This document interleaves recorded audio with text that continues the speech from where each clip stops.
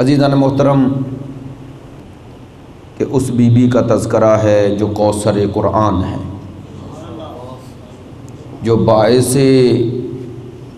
مایوسی و نا امیدی دشمنان رسول ہے۔ وہ کوثر، وہ خیر کثیر جو اللہ نے بطول کی شکل میں سید الانبیاء کو عطا کیا، اور اس کوثر کے صدقے میں پیام رسول قیامت تک کے لیے امامت کی شکل میں باقی رہے گا۔ اللہ نے قرآن مجید کی متعدد آیات میں بی بی دو عالم کا مقام و مرتبہ بیان فرمایا ہے۔ سیدہ کی عظمت کو جاننے کے لیے یہی جملہ کافی ہے کہ اللہ نے جب اعلان طہارت کیا، وہ اصحاب خمسہ جو چادر تطہیر میں آئے، ان میں ہمیں 4 مرد اور 1 ہی خاتون نظر آتی ہیں، جو اس بات کی دلیل ہے کہ اللہ کی نظر میں اس سلسلہ عصمت میں کائنات میں اگر کوئی خاتون مصداق آیے تطہیر بن سکتی ہے تو صرف بطول ہے۔ اور اللہ نے سیدہ کی طہارت کے اعلان کو ایک ہی لفظ سے بیان کیا، انما یرید اللہ لیذھب عنکم۔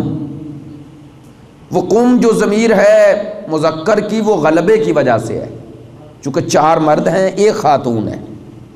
خود یہ قم کی ضمیر سے ہی علماء تشیع نے، علماء امامیہ نے استدلال کیا ہے کہ اس آیت کا مصداق صرف پنجتن پاک ہے، چونکہ اگر ان پنجتن پاک میں کوئی اور شخصیات بھی شامل ہوتی، جیسا کہ ازواج کے بارے میں کہا جاتا ہے، اگرچہ ازواج نبی کا مقام اپنی جگہ پر، ان کی عظمت اپنی جگہ پر، وہ ازواج پیمبر ہیں، لیکن اس کے باوجود بھی وہ اصحاب خمسہ میں، وہ اس چادر تطہیر میں شامل نہیں ہیں، چونکہ اگر وہ شامل ہوتی تو کبھی بھی وہ خالق کائنات جو مخاطب کر رہا ہے، اور اس کے سیاق و سباق میں جو آیات ہیں، ما قبل و ما بعد میں جو آیات ہیں، ان میں چونکہ ازواج نبی کو خطاب ہے، وہاں ضمیر بھی مؤنث کی ہے، اور اس آیت میں صرف اس کے ما قبل و ما بعد 28 جگہ پر جب خطاب ازواج کو ہے تو خطاب مؤنث کی ضمیر سے ہے، اور یہ آیت میں جتنی ضمیریں ہیں سب مذکر کی ہیں۔ اب اگر انہیں شامل کیا جاتا اور جناب سیدہ بھی شامل تھی تو اکثریت تو خواتین کی تھی اس میں، تو پھر ضمیر کا انداز تو وہی رہنا چاہیے تھا۔ بس یوں سمجھیں کہ اس ما قبل و ما بعد میں اس آیت کا آنا یہ ایک تربیت کا درس ہے۔ اللہ چاہتا ہے کہ پیغمبر کی ازواج کو یہ بتایا جائے کہ تمہارے ارد گرد یا تم جن کے ارد گرد رہتے ہو، انہی میں سے یہ 5 ہستیاں ایسی ہیں جو طہارت کی اس منزل پر، اس مقام پر، اس مرتبے پر فائز ہیں جہاں میں چاہتا ہوں۔ لہذا اگر تمہیں قرب الہی حاصل کرنا ہے تو اس قرب الہی حاصل کرنے کا ذریعہ یہ پنجتن پاک ہے، پنجتن پاک۔ لیکن دیکھیے کیا مقام ہے بی بی دو عالم کا، کہ جو مقام طہارت سید الانبیاء کا ہے، جو سید الاوصیاء کا ہے، جو سید الشہداء کا ہے، وہی سیدۃ النساء کا ہے۔ اللہ کی نظر میں بی بی دو عالم سے بھی رجس ویسے ہی دور ہے جیسے سید الانبیاء سے دور ہے۔ اب میں باقی ہستیوں کی مثال یا ذکر نہ بھی کروں، فقط سرکار دو عالم کا ذکر ہی کافی ہے کہ یہ جو پنجتن پاک ہیں ان میں پانچویں ہستی سید الانبیاء کی ہی ہستی ہے. یعنی یوں نہیں کہ سرکار دو عالم الگ ہے اور یہ پنجتن الگ ہیں، بلکہ جب تک سید الانبیاء کو ان پنجتن میں شامل نہ کیا جائے پنجتن کی تعداد پوری ہی نہیں ہوتی. توجہ فرما رہے ہیں؟ پوری ہی نہیں ہوتی. اور وہ اصحاب کسا یہی ہے. کہنا کیا چاہتا ہوں، عرض یہ کرنا چاہتا ہوں کہ ان پنجتن میں جب سید الانبیاء بھی شریک ہیں اور خداوند متعال آیت تطہیر میں اعلان کر کے یہ بتا رہا ہے کہ ان کا مقام کیا ہے اور ارادہ خداوندی کیا ہے، تو اب جو رجس کو دوری کا معنی ہے، جو معنی رسول میں ہے وہی معنی بطول میں ہے. یعنی جیسے سید الانبیاء سے رجس دور ہے ویسے سیدۃ النساء سے رجس دور ہے. اب رجس کے مصادیق ہزاروں ڈھونڈیں، ان میں ایک مصداق یہ بھی ہے کہ باطنی رجس جہاں کفر ہے، جہاں شرک ہے، جہاں نفاق ہے وہاں جھوٹ بھی ہے. کذب، جھوٹ، یہ باطنی رجس ہے. جھوٹ ہے کیا؟ خلاف واقعہ بات کرنا، یا خلاف واقعے یا وہ شے جو آپ کا حق نہیں ہے اس کا مطالبہ کرنا. میں نے بات کہہ دی ہے. یعنی مطالبہ نہ حق کرنا یہ بھی جھوٹ ہے. جو نہیں وہ آپ اپنے لیے ثابت کرنے کی کوشش کر رہے ہیں. تو اب جیسے سید الانبیاء سے ہر رجس دور ہے ویسے سیدۃ النساء سے ہر رجس دور ہے. اللہ نے بتا دیا جیسے زبان رسول پر کبھی جھوٹ کا شائبہ بھی نہیں ہو سکتا ویسے ہی زبان بطول میں کبھی جھوٹ کا شائبہ بھی نہیں ہوگا. بطول جو کہے گی، جہاں کہے گی، جس کے بارے میں کہے گی وہ حق ہوگا.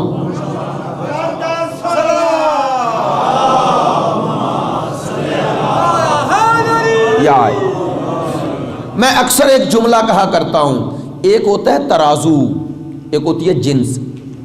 آپ جنس کو تولتے ہیں ترازو کو نہیں. ایسے ہی ہے نا. آل محمد یا یہ پنجتن پاک ان کی طہارت کو اللہ نے اعلان کر کے بتایا کیا؟ توجہ فرمائیں. اللہ نے کہا کہ یہ پنجتن، یہ اس کائنات میں وہ ترازو حق ہیں جن کے ساتھ انسانوں کو تولا جائے گا. اب قیامت تک جسے بھی تولنا ہے معیار حق اہل بیت ہے. ان کو نہ تولو، ان کے ساتھ انسانوں کو تولو، ان کے ساتھ تولو. اسی لیے چونکہ جیسا کہ بتایا گیا ہے اگر یہ تقریر نشر ہوئی تو ہمارا پیغام دوسروں تک بھی جانا چاہیے، اس لیے یہ بات کہہ رہا ہوں. اسی لیے سید الانبیاء نے ارشاد فرمایا کہ فاطمہ میرا جز ہے، بدعت منی، اور میں جس پہ یہ راضی اس پہ میں راضی. ایسے ہی ہے. ایک دوسری حدیث بھی ہے جو مجمع الزوائد میں بھی نقل کی، مستدرک حاکم نے بھی نقل کی. کیا حدیث ہے؟ ان اللہ لا یغضب لغضبک ویرضی لرضاک. آپ نے توجہ فرمانی ہے. سید الانبیاء نے فرمایا ان اللہ، تحقیق اللہ، لا یغضب، لام لام تاکید ہے، انا بھی تاکید ہے، تاکید در تاکید. تاکید اللہ غضب ناک ہے لغضبک، اے فاطمہ تیرے غضب سے. آپ نے توجہ فرمائی ہے. سرکار یہ نہیں فرما رہے کہ اے فاطمہ تو اس پر غضبناک ہے جس پہ اللہ غضبناک ہے، نہ، فرما رہے ہیں اللہ اس پہ غضبناک ہے جس پہ تو غضبناک ہے. یعنی بتا یہ رہی ہے کہ تیرے غضب سے پتا چلے گا اللہ غضبناک ہے. مقام کشف ادھر ہے ادھر نہیں. اور یہ بندے کا مقام ہو جائے کہ اللہ اس کے غضب سے غضبناک ہو جائے. جس کے غضب سے اللہ غضبناک ہو جائے اس کا غضب ذاتی نہیں ہوگا. اور جس کی رضا اور غضب اللہ کا رضا و غضب بن جائے اسے معصوم کہتے ہیں.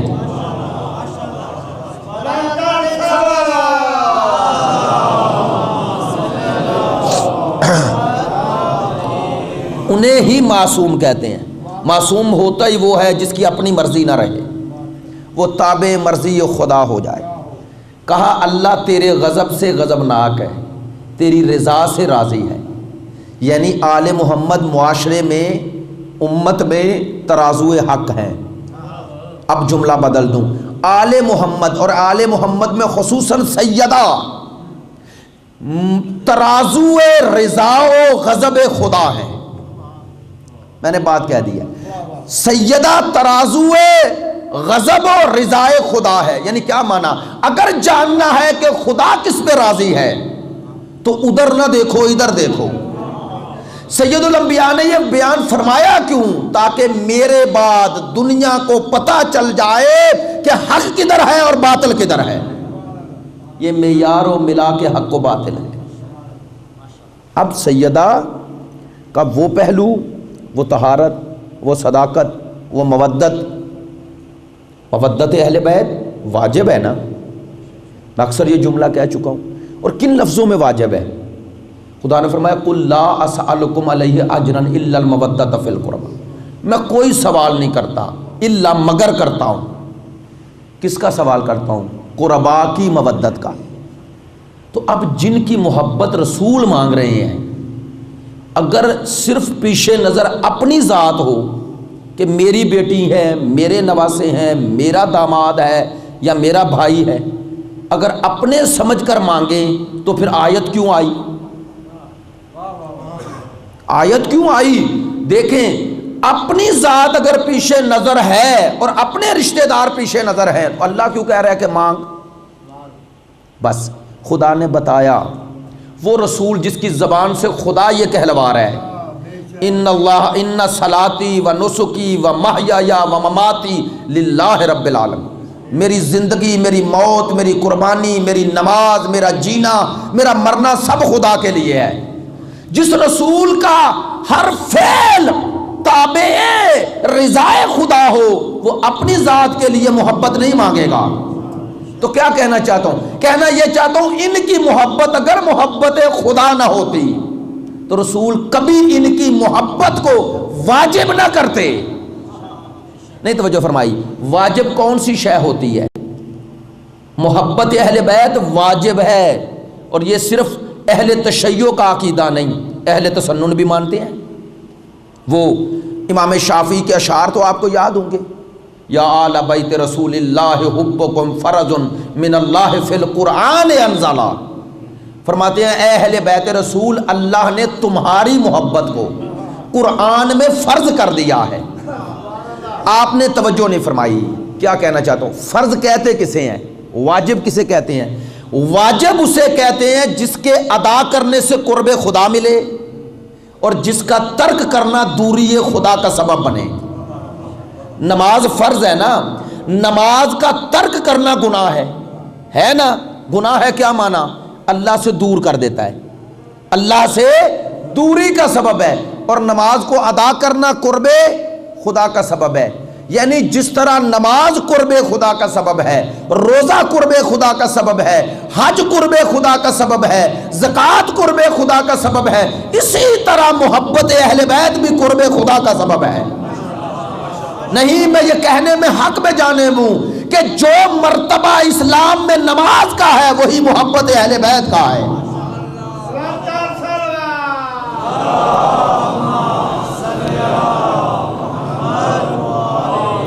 جو مرتبہ اسلام میں نماز کا واجب ہے نا، ترک واجب حرام ہے۔ اب توجہ فرمائیں، ترک محبت اہل بیت گناہ ہے۔ اب ترک محبت کا معنی کیا ہوتا ہے؟ کیا معنی ہوتا ہے ترک محبت؟ آپ نے کسی کی محبت کو ترک کر دیا، اس کا کیا معنی ہے؟ یہ کوئی ترک کی جاتی ہے شے؟ ہاں ہو جاتی ہے۔ کب؟ جس سے آپ کو محبت ہے، یعنی جو آپ کا محبوب بن گیا، اگر آپ اس کی قدر نہیں کر رہے تو یہ ترک کرنا ہے۔ قدردانی یہی محبت ہے نا، جس سے محبت ہوتی ہے اس کی قدر کرتے ہیں۔ اس قدر کو، اس اہمیت کو ترک کرنا ہی ترک محبت ہے۔ ایک معنی۔ دوسرا، بعض اوقات آپ دعوی محبت کرتے ہیں لیکن دعوی محبت سچ کب ہوتا ہے؟ جب دو چیزیں جمع ہو جائیں. جس سے آپ کو محبت ہے اگر اس کے دشمن سے نفرت نہیں. اسی لیے ہم زیارت پڑھتے ہیں تو کہتے ہیں کہ ہماری ان سے سلو ہے جن سے آپ کی سلو ہے، ہماری ان سے جنگ ہے جن سے آپ کی جنگ ہے. یعنی بتانا یہ چاہتے ہیں کہ محبت اہل بیت کامل تب ہوگی جب ان سے دعوی محبت بھی ہو، ان کے دشمنوں سے دعوی نفرت بھی ہو، دونوں ہو تب ہے، ورنہ محبت کامل نہیں ہے، کامل نہیں ہے. اور اب ایک بات آخری کہہ کے اپنی بات کو کمپلیٹ کروں اور ایک آج کی مجلس کا پیام دوں آپ کو. وہ یہ ہے کہ محبت جو انسان کرتا ہے نا، محبت ایک جاذبہ. یہ محبت کرتا کس سے ہے؟ یہ نقص سے نہیں کرتا. بارہا یہ جملہ کہہ چکا ہوں، کمال سے کرتا ہے. انسان نقص سے، عیب سے محبت نہیں کرتا. پھر آپ کہیں گے کہ عیب دار سے محبت کیسے ہو جاتی ہے؟ توجہ فرمائیں. آپ عیب دار کو عیب دار سمجھ کر محبت نہیں کرتے، اس میں عیب ہیں، لیکن جو آپ کا محبت کا سبب بنا ہے وہ عیب نہیں، وہ کمال ہوگا. یہ الگ بات ہے کہ آپ اس کے عیب کو کمال سمجھ لیں، کمال سمجھیں.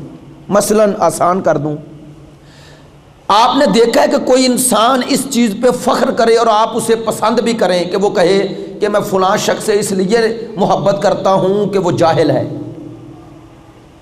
بولیں، جہالت سے محبت ہوتی ہے؟ کیوں؟ چونکہ جہالت عیب ہے، محبت علم سے ہوتی ہے. یہ الگ بات ہے کہ ہم جاہل کو عالم سمجھ لیں، لیکن جب محبت کر رہے ہوگے عالم سمجھو گے، آپ اس کے کسی نہ کسی کمال سے مطمئن ہوئے ہیں. یہی وجہ ہے یہ جو فطرت انسانی ہے نا، فطرت میں اللہ نے کمال سے محبت رکھی ہے، عیب سے نہیں. اور وہ عیب اگر اولاد میں بھی نظر آئے انسان محبت نہیں کرتا. کرتا ہے؟ آپ کے بیٹے میں ایک عیب ہو، وہ جو بیٹے سے محبت فطری ہے، اس کے باوجود بھی اس کے عیب کی شکایت کرتے ہو. اگر آپ کا کوئی بہت قریبی ہے جس سے دل کی بات کر لیتے ہو تو اولاد کے شکوے کرتا ہے بندہ، کرتا ہے نا. اگر عیب نہ اولاد میں ہو تو شکوہ کرتا ہے. تو وہ جو شکوہ کر رہا ہے، شکایت کر رہا ہے، کس کی کر رہا ہے؟ اولاد کی نہیں، عیب کی. بیٹا تھا، بڑی محنت سے اسے میڈیکل میں داخل کروایا، فیل ہو گیا. اب جب فیل ہو گیا تو آپ پسند نہیں کرتے. بیٹے سے نفرت نہیں ہوئی، بیٹے کے اس عیب سے نفرت ہو گئی. تو یہ نفرت آپ نے اختیاری کی ہے؟ نہیں، اللہ نے میری اور آپ کی فطرت میں رکھ دیا ہے کہ عیب اگر بیٹے میں بھی نظر آئے تو محبت نہیں رہتی. میری بات کاش پہنچ جائے. تو جس اللہ نے میری فطرت کو اتنا سالم بنایا کہ اگر عیب مجھے بیٹے میں بھی نظر آئے تو محبت نہیں کرتا ہوں، تو وہ اللہ اگر کسی کی محبت مانگے، توجہ فرمائی ہے.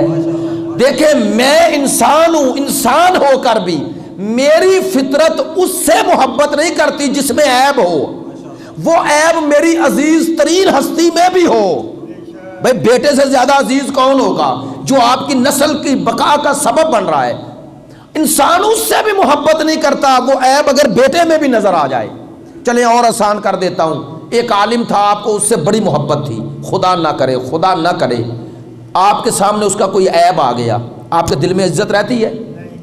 عیب سے نفرت ہو گئی نا. تو یہ نفرت فطرت میں ہے. تو کہنا یہ چاہتا ہوں کہ میرا اور آپ کا معیار جتنا بھی کامل ہو، ہم پھر بھی کہیں نہ کہیں سوچیں گے کہ یار ہم خود بھی تو عیب دار ہیں، لہٰذا اگر اس میں عیب نظر آ گیا تو چشم پوشی کر لیں گے. ایسا ہی ہے نا. لیکن وہ جب کسی کی محبت مانگے جس کی ذات میں کوئی عیب ہے ہی نہیں، اب سمجھو اللہ نے پوری کائنات میں صرف ان کی محبت کیوں مانگی ہے. اللہ نے بتایا جیسے میری ذات میں کوئی عیب نہیں ہے، مخلوق میں اگر بے عیب ڈھونڈنا ہے تو یہی ہے.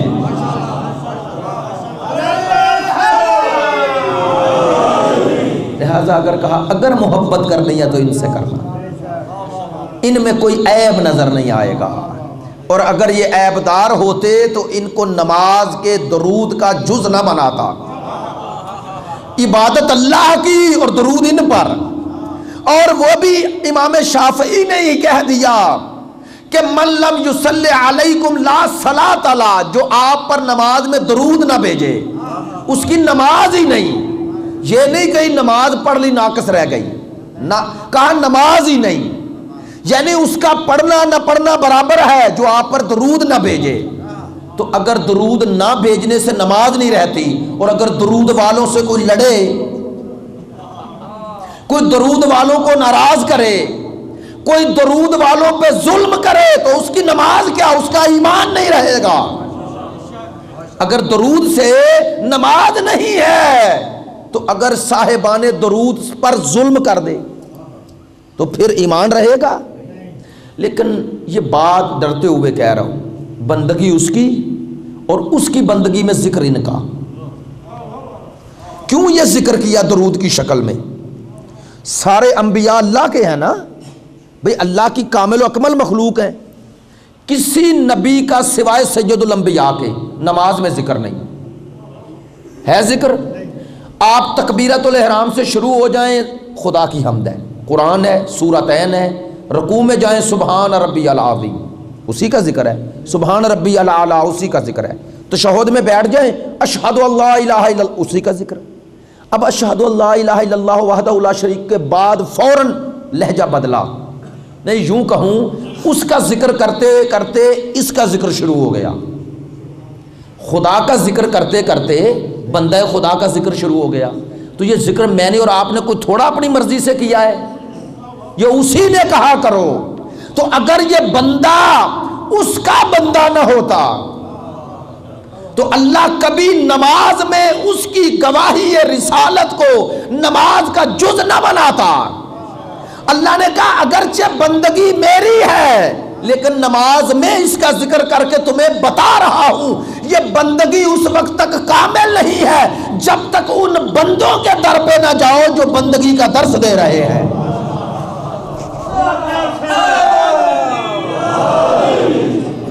جو بندگی کا درس دے رہے ہیں. اسی لیے کہ کسی کو شائبہ نہ ہو جائے کہ اللہ کے شریک ہیں، پہلے اللہ کے وحدہ لا شریک ہونے کی گواہی ہے. میری بات سمجھیے گا، نماز انسانوں کی نجات کا ذریعہ ہے، ہدایت کا ذریعہ کیسے ہے کہ غور و فکر ہے.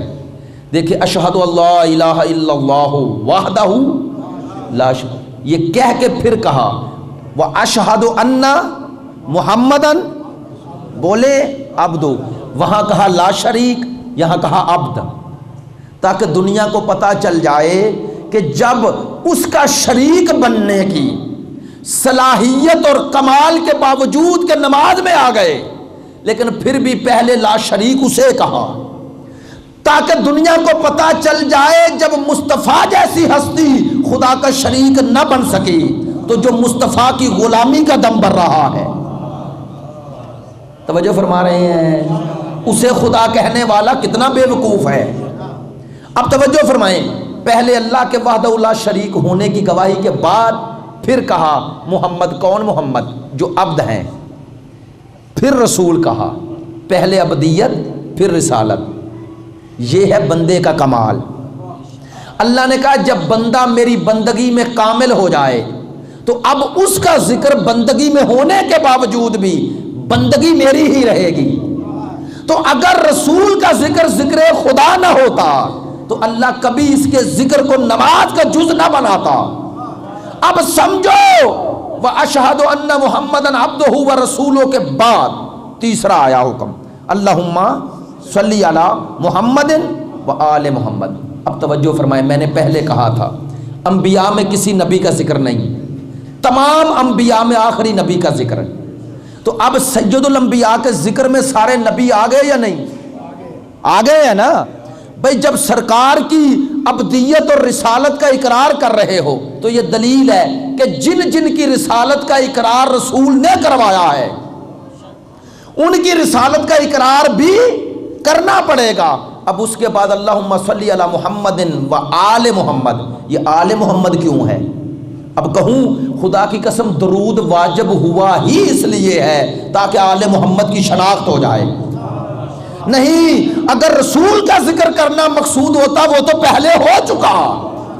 تو بس سمجھے درود نماز کا جز بنا ہی اس لیے تاکہ تمہیں پتا چل جائے کہ اس وقت تک رسالت کامل نہیں ہے جب تک رسالت کے اجزاء نہ آ جائیں.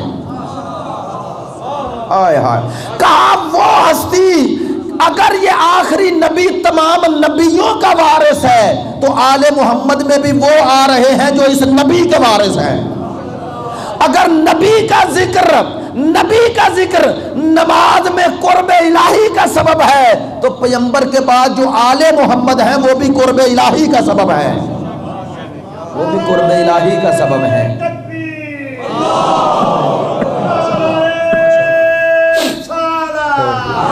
ہے کیا نام ہے؟ ٹشو ہے، ٹشو طرح.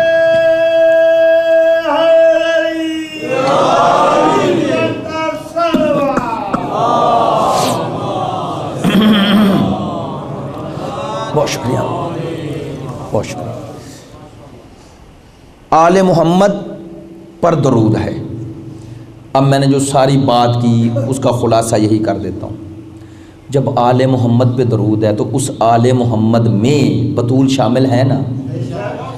اب خود سوچو اس بی بی کا مقام کیا ہوگا جو سید الانبیاء کی طرح نماز کا جز بن جائے. آئے ہائے، جس پر درود خود نماز کا حصہ بن جائے. میں یہ بار بار نماز نماز نماز نماز کا تذکرہ کر کے بتانا کیا چاہتا ہوں، آپ توجہ فرمائیں. کہنا یہ چاہتا ہوں جسے معرفت اہل بیت ہو جائے اور دعوی محبت اہل بیت ہو جائے اور وہ نماز سے دور جائے، جو نماز ہے ہی عظمت اہل بیت کا اقرار نہیں، اگرچہ بندگی کی شکل میں صحیح، لیکن واحد نماز ہی ایسی عبادت ہے کہ نماز سے باہر دنیا جنہیں مرضی مانے. میں نے بات کہہ دی ہے، نماز سے باہر مسلمانوں کے تمام فرقے اختلاف کر لیں، کوئی کسی کو مانے کوئی کسی کو مانے، لیکن نماز میں جسے ماننے پہ سب مجبور ہیں انہیں آل محمد کہتے ہیں. آئے ہائے بھائی، نماز سے باہر والا درود جو مرضی بناؤ، نماز کا درود ایک ہی ہے، اللہم صلی علی محمد و آل محمد. تو آل محمد کے نہ بعد کوئی ہے نہ آل محمد سے پہلے کوئی ہے. تو یہ دلیل ہے کہ اللہ کے بعد رسول اللہ ہے اور رسول اللہ کے بعد آل محمد ہیں. اللہم صلی علی محمد و آل محمد. یا آئے تو آل محمد سے محبت کرنے والا نماز سے دور ہو جائے، یہ کیسے ہو سکتا ہے؟ کیسے ہو سکتا ہے؟ اگر اسے محبت اہل بیت ہے تو نماز میں ہی تو ذکر اہل بیت ہے. نہیں، اب اور آسان کر دوں، قرآن سے دلیل دے دیتا ہوں.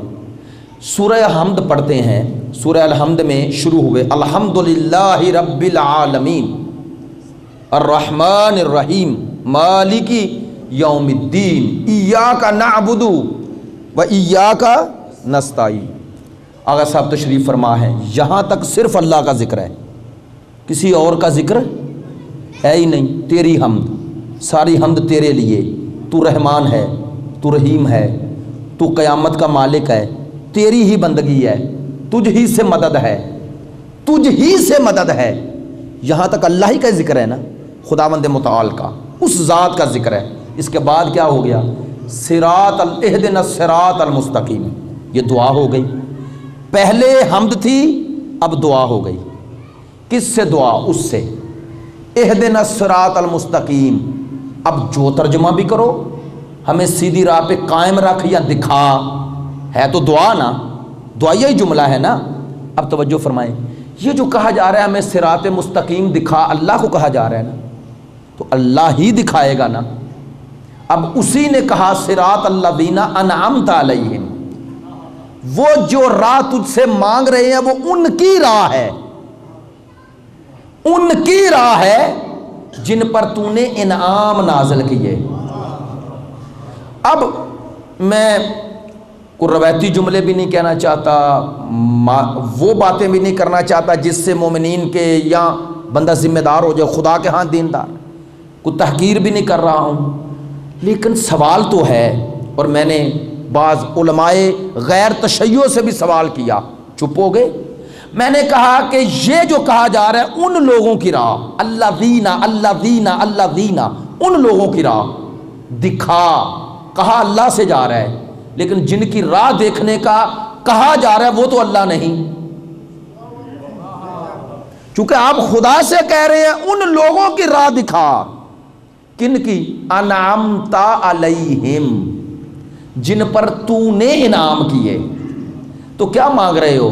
سورہ الحمد قرآن کی آیت ہے نا، علماء کہتے ہیں اللہ نے بندے کی نیابت میں سورہ الحمد نازل کیا ہے، ورنہ اس میں کوئی شے اللہ کی تو نہیں ہے بھئی، حمد خدا کی، تو جب خدا نے آیت نازل کی تو بندے کی نیابت میں کی۔ اب پھر کبھی بیان کروں گا یہ کہ یہ جو آیات ہیں جس میں حمد خدا ہے، اس میں آیت تو ہے لیکن مراد بندہ ہے، کہ بندے کی نیابت میں اللہ نے طریقہ حمد سکھایا ہے، چونکہ بندے میں یہ صلاحیت ہی نہیں تھی اس خالق کی حمد کا حق ادا کر سکے، اس لیے اللہ نے نیابت انسان میں یہ آیات پڑھ کے ہمیں تعلیم دی ہے کہ اگر مجھے پکارنا ہے تو ایسے پکارو۔ اب توجہ فرمائی، اللہ کی مدد کیا ہے؟ یہ ہے مدد۔ لوگ پوچھتے ہیں نا اللہ کی مدد ہے کیا؟ یہ ہے اللہ کی مدد جو نماز میں مانگ رہے ہو کہ تجھ ہی سے مدد مانگتے ہیں۔ کیا مانا؟ اے اللہ اگر تو ہدایت نہ کرے تو ہم ہدایت پا ہی نہیں سکتے، تو اب اللہ کی ہدایت مل جانا یہ ہے اس کی مدد۔ میری بات ضائع نہ ہو، جن کے ذریعے اللہ کی ہدایت ملے گی وہ اللہ کی ہی مدد سے ملیں گے۔ اب ان کو جو اللہ ہمارے لیے ہدایت کا سبب بنا رہا ہے، اب جب سبب بن گئے اس تک جانے کا تو وسیلہ بن گئے نا، وسیلے ہی کو تو مدد کہتے ہیں۔ تو آپ باہر نہ ڈھونڈے، خود سورہ الحمد یہ پکار رہی ہے کہ اللہ سے مدد کا معنی ان کی راہ ہے جن پر اللہ نے انعام نازل کیے ہیں۔ تو اگر ان کی راہ اللہ کی راہ کے غیر ہوتی تو کبھی اللہ سے نہ مانگتے، تو اسی لیے تو کہتے ہیں کہ یا اللہ مدد اور یا علی مدد میں تضاد نہیں ہے، بس یہ ہے کہ اگر ادھر سے مدد مانگے تو یا اللہ مدد کہو گے، اور اگر ادھر سے ادھر جاؤ تو یا علی مدد کہو گے۔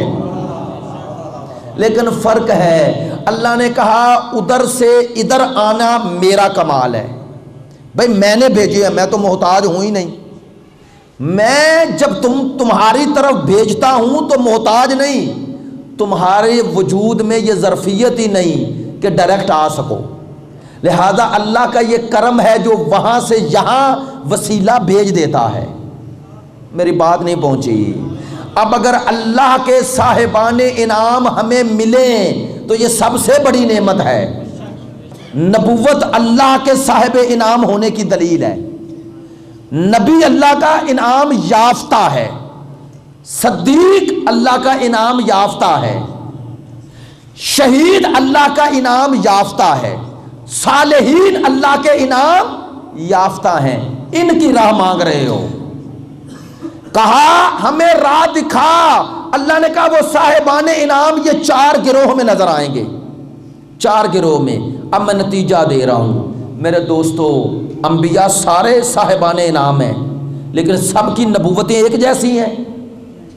بولے نہیں نا، فرق ہے نا انبیاء میں۔ اچھا نبیوں میں سب سے افضل نبوت کس کی؟ سید الانبیاء کی۔ اچھا صدیقین بھی تو ہوں گے، وہاں بھی تو مراتب ہیں، صدیقین میں بھی جو مرتبہ صداقت آخر پہ ہوگا وہ ان پہلے والوں سے بلند ہوگا۔ اب توجہ فرمانا، صالحین میں بھی مراتب ہیں، شہداء میں بھی مراتب ہیں، ممکن ہے یہ 4 گروہ علیحدہ علیحدہ نظر آئیں، لیکن اب سمجھو اللہ نے کہا میں نے نماز میں تمہیں حکم دیا ہے کہ مجھ تک پہنچو تو ان کے ذریعے پہنچو، جن پر میں نے انعام نازل کیے ہیں۔ اللہ نے کہا انہیں علیحدہ علیحدہ ڈھونڈو گے تو بکھر جاؤ گے، تمہیں ایک ہی ایسا گھر بتا دیتا ہوں جہاں نبوت بھی نبوتوں کی سردار نظر آئے گی، جہاں صداقت بھی صداقتوں کی سردار نظر آئے گی، جہاں صالحین بھی صالحین کے سردار نظر آئیں گے، اور جہاں سید بھی سید الشہداء نظر آئیں گے۔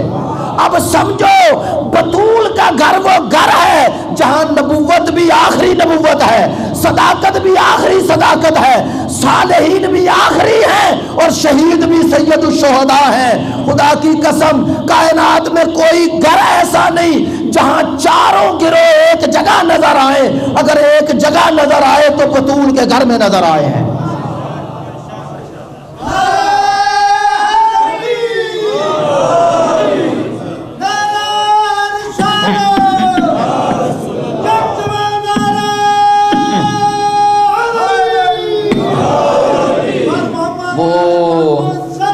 اللہم صلی علی محمد وآلہ۔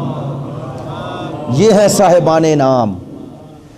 اب بطول کا گھر صاحبان انعام کا سب سے بڑا گھر ہے، نہیں بلکہ کہہ دوں کہ یہی وہ گھر ہے جس گھر میں سارے انعامات جمع ہو گئے ہیں۔ صاحبان انعام ایک جگہ آپ کو ایک نقطے پہ جمع نظر آئیں گے، نہیں چونکہ پڑھے لکھے دوست ہیں بات کو وضاحت کرنے کو دل چاہتا ہے۔ من النبیین، اللہ نے کہا نبی انبیاء صاحبان انعام ہیں، تو پھر کہا صدیقین، پھر کہا صالحین شہداء، تو کیا جو نبی ہے وہ صدیق نہیں ہے نا؟ تو علیحدہ کہنے کی کیا ضرورت تھی؟ اللہ نے کہا ہاں انبیاء میں بھی صداقت ہے، لیکن وہ صدیقین جو انبیاء کے پہلو میں نظر آئے گا وہ نبی نہیں ہوگا لیکن نبیوں والی صداقت رکھتا ہے۔ نہیں توجہ فرمائی، وہ نبیوں جیسا سچا ہے۔ نبیوں جیسا سچا کون ہوتا ہے؟ خدا نے فرمایا وَاذْكُرْ فِي الْكِتَابِ إِبْرَاهِيمَ إِنَّهُ كَانَ صَدِّيقًا نَبِيًّا۔ اے میرا حبیب اپنی قرآن میں ابراہیم کا تذکرہ کریں، وہ سچا نبی تھا، صدیق نبی تھا۔ کیوں صدیق نبی؟ اللہ نے کہا حضرت ابراہیم کی زندگی مجاہد کی زندگی ہے، لیکن ان کی زندگی میں نمایاں ترین پہلو کون سا ہے کہ جس معاشرے میں آئے سب بت پوج رہے تھے، ابراہیم بت پرست نہیں بنے، بت شکن بنے ہیں۔ اللہ نے کہا صدیق کی پہلی نشانی ہی یہ ہے کہ وہ بت پرست نہیں ہوتا، بت شکن ہوتا ہے۔ آئے ہائے، وہ بت پرست نہیں ہوتا، بت شکن ہوتا ہے۔ صالحین، اور سنیں ایک دفعہ میرا عمل صالح ہے، ضروری نہیں میں خود بھی صالح ہوں، یہ بات کوئی خطابت نہیں کر رہا۔ آیت اللہ جوادی عاملی فرماتے ہیں ایک دفعہ انسان کا عمل صالح ہے، انسان خود صالح نہیں ابھی بنا۔ کیسے؟ مثلا میں نے نماز پڑھی، نماز عمل صالح ہے نا، لیکن خدا نہ کرے نماز پڑھ کے باہر نکلا، کسی مومن کی غیبت شروع کر دی، تو اب جو غیبت کر رہا ہوں وہ بھی عمل صالح ہے؟ نہیں نا، نماز عمل صالح تھا، مومن کی غیبت کرنا عمل صالح نہیں رہا۔ انسان نے روزہ رکھا ہے، دکان ہے، آفس ہے، اپنی ڈیوٹی پوری انجام نہیں دے رہا، جو اجرت لے رہا ہے اس کے مقابلے پہ ڈیوٹی انجام نہیں دے رہا، دکان ہے کم تول رہا ہے، یہ جو کم تولنا ہے یہ بھی عمل صالح ہے، روزہ عمل صالح ہے۔ کیا کہنا چاہتا ہوں، ابھی تک یہ خود صالح نہیں بنا، اس کے اعمال صالح ہوتے گئے، خود صالح نہیں بنا۔ خود صالح کون ہوتا ہے؟ جس کا ہر عمل صالح ہو جائے۔ اب توجہ فرماؤ، جس کا ہر عمل صالح ہو جائے اسے معصوم کہتے ہیں۔ نہیں توجہ فرمائی، جس کا سونا بھی عمل صالح ہے، جاگنا بھی عمل صالح ہے، بولنا بھی عمل صالح ہے، تو بس اللہ نے کہا وہ صالحین جو انعام یافتہ ہیں وہ عام عمل صالح انجام دینے والا نہیں، یہ وہ صالحین ہیں جن کا ہر عمل صالح ہے۔ کہا وہ ہے معصومین، اور وہ جو شہداء ہیں وہ بھی عام شہید نہیں، وہ سید الشہداء ہیں۔ عزیزو، یہ ہے نماز کا حکم۔ وہ صاحبان انعام کے گھر کی طرف متوجہ ہو جاؤ۔ اب میں نے لفظ انعام سے ہی نعمت نکلا ہے، نعمت نکلا ہے۔ افسوس، آج کی مجلس کا پیغام یہ دے رہا ہوں، افسوس کس بات پہ کر رہا ہوں، بعض لوگ اس نعمت کی قدر کو نہیں پہچانے۔ کون سی نعمت؟ نعمت محبت اہل بیت۔ عزیزو، کائنات میں یہ جو مادی نعمتیں ہیں نا، جنہیں نعمتیں کہتے ہو، میری بات توجہ فرمانا، عرفاء اس کو نعمت نہیں کہتے، عرفاء کی نظر میں یہ امتحان ہے۔ اولاد، مال، چاہو جلال، کوٹھی کار، بنگلے، یہ نعمت نہیں، یہ امتحان ہے۔ اللہ نے قرآن میں یہی کہا، میں ان کے ساتھ آزماؤں گا۔ اسی لیے اہل عرفان کی نظر میں نعمت کا معنی اور ہے۔ کیا معنی ہے؟ ممکن ہے جسے آپ مصیبت سمجھیں وہ نعمت سمجھیں۔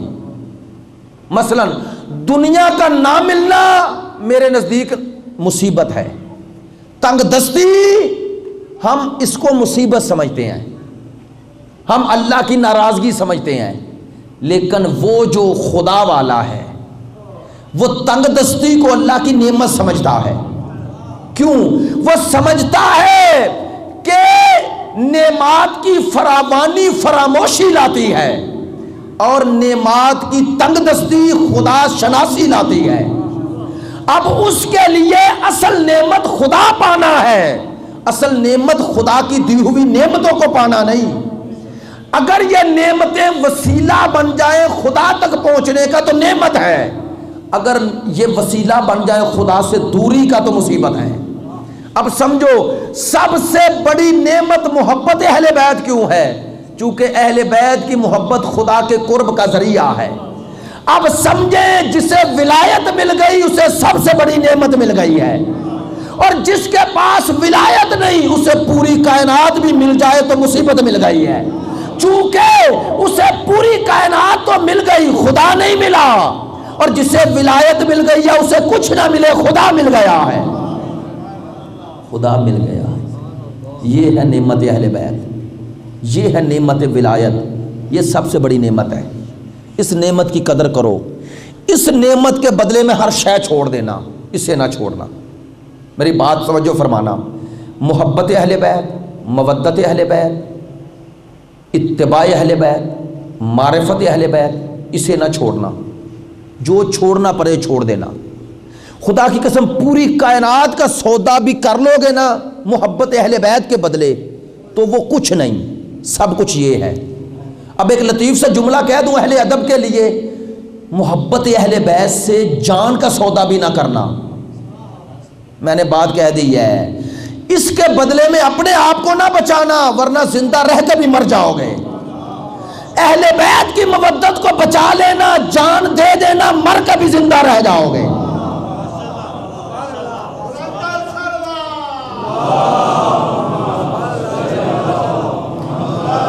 جان کو بچانے کے لیے انہیں نہ چھوڑنا، ان کے بدلے میں جان دے دینا، چونکہ جان حقیر شے ہے، یہ نعمت ولایت عظیم شے ہے، عظیم شے ہے۔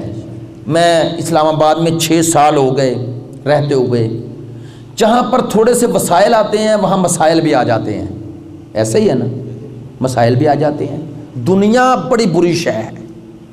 کس معنی میں بری شے ہے؟ دنیا بری شے ہے اس معنی میں تھوڑی ہے کہ یہ وسائل برے ہیں، نہیں، یہ وسائل بری شے نہیں ہے۔ آپ کے پاس اچھی گاڑی ہے، اچھا گھر ہے، یہ بری شے ہے؟ نہیں بھائی، یہ کیوں بری شے ہو گئی؟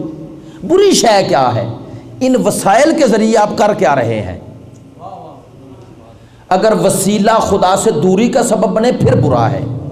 دنیا بری نہیں، دنیا کا وہ پہلو برا ہے جو خدا سے دور کرے۔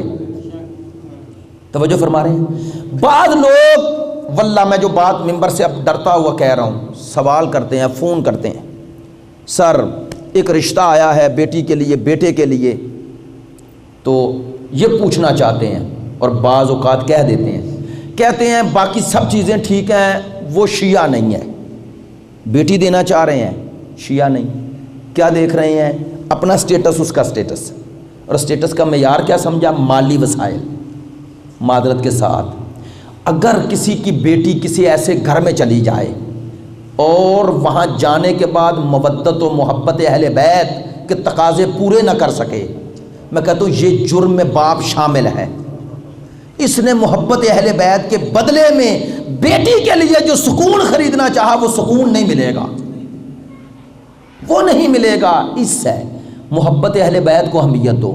اب میں یہ تھوڑا ہی کہہ رہا ہوں کہ آپ رشتے کرنے میں تعصب برتیں، لیکن احتیاط برتیں، احتیاط برتیں، کوشش کریں کہ محبت اہل بیت، مودت اہل بیت، تشیع، ان کو تقدم دیں۔ سب سے پہلے تقویٰ دیکھیں، سب سے پہلے شرم و حیا دیکھیں، عفت و پاک دامنی دیکھیں، طہارت دیکھیں۔ معصوم کی حدیث ہے کہ جو شخص اپنی بیٹی کے حوالے سے یا بیٹے کے حوالے سے، فرماتے ہیں اگر بیٹی کے حوالے سے با تقویٰ اس کے لیے شوہر ڈھونڈے، اللہ اگر اس کے پاس دنیا نہیں بھی ہے اسے سکون دنیا ضرور دے گا۔ فرماتے ہیں با تقویٰ ڈھونڈو، وہ کم از کم تمہاری بیٹی پر ظلم نہیں کرے گا، اور اگر ظلم کرنے کا سوچے گا تو اس کا علم و تقویٰ رکاوٹ بن جائے گا۔ اگر دنیا طلب ہوا، حریص ہوا، دنیا خواہ ہوا، جب دنیا نہیں رہے گی تو وہ ہر شے چھوڑ دے گا، ہر شے چھوڑ دے گا۔ میرے دوستو، میرے عزیزو، یہ محبت اہل بیت کی عظمت کا پتہ یہاں نہیں چلے گا، یہ پتہ تب چلے گا جب قبر میں جاؤ گے۔ خدایا بحق محمد و آل محمد، بحق امام الزمان، خدایا بحق سیدات النساء، یہ 2 روزہ مجالس جن میں یہ توفیق حاصل ہوئی بی بی کی اس مقام و مرتبے کو، بی بی سے مقام معنوی اور روحانی کو سمجھنے کی ہمارے ناقص علم کے مطابق، خدایا جو بی بی کی عظمت ہے وہ تو بہتر جانتا ہے۔ خدایا تجھے واسطہ بی بی کے اسی مقام و مرتبے کا، اسی طہارت کا، خدایا تجھے واسطہ ہے اس سیدات النساء بی بی کا، محافظہ رسالت کا، محافظہ ولایت کا۔ خدایا حاضرین کے تمام گناہان کبیرہ صغیرہ معاف فرما۔